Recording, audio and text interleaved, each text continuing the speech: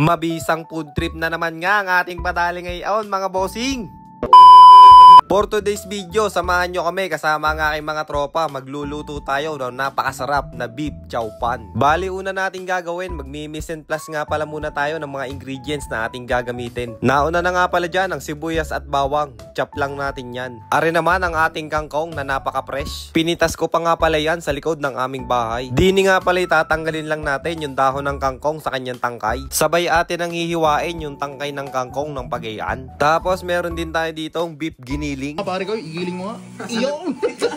Iyon, ang sarap noon. Giniling na, giniling pa. Tapos, ari naman ang ating bahaw.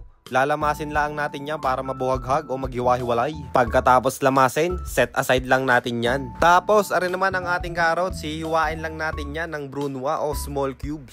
Ari na nga, tapos na tayo mag-mise en place. Yan nga lang pala ang mga ingredients na ating gagamitin. Itlog na lang kulang. At nagbasag na nga ng itlog din ang ating mga tropa gamit ang kanilang one hands. Tapos, ganito nga daw pala ang tamang pagbabate ng itlog, sabi ni Boss Alden. Oo. Kailangan pala pinapakita yung tato, tapos nakaplex yung biceps.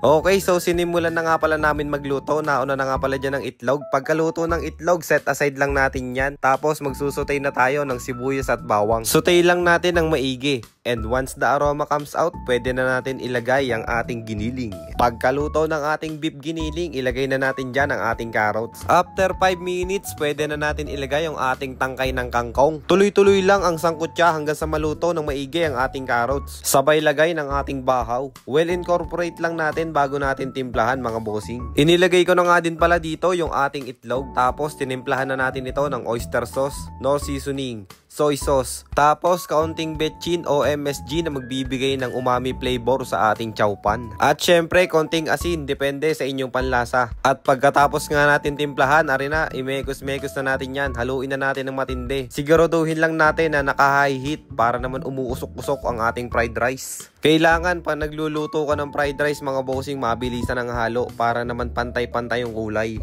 At sa huli nga dito, nilagay na natin yung dahon ng kangkong. Haluin lang natin ito ng mga 5 minuto pa bago natin hanguin. Tapos ay di rin na, luto na mga bossing. Ay, usok naman asbok na. Kaya naman, tikiman na mga bossing. Are ang aking paring AJ, titikman na.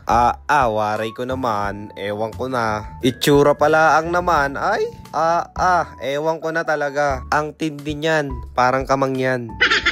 Siyempre may kasamang siomay yan para naman chow pan ang datingan. Tapos meron ka pang sausawan na chili garlic na may toyo. Tapos pipigaan mo ng kalamansi. Ang sarap sadya ng kain mo niyan bossing. Kaya ano pang hinihintay mo? Wag lang basta garlic rice bossing, mag chow pan ka na din. O siya, paano? Hanggang dito na lang. Salamat sa inyong panonood mga bossing. Ciao.